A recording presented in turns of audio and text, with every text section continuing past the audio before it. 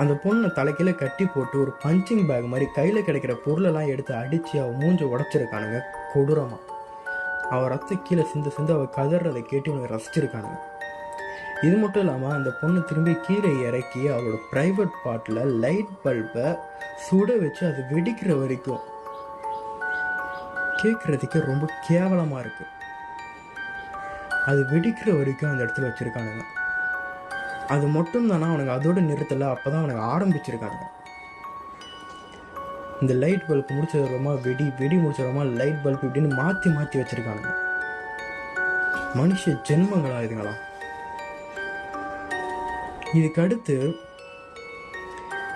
இதுக்கெல்லாம் மேலே போயிட்டு அந்த பொண்ணை வாடகைக்கு கூப்பிட்டுருக்கானுங்க. ஒரு நாளைக்கு 100 பேர்கிட்ட.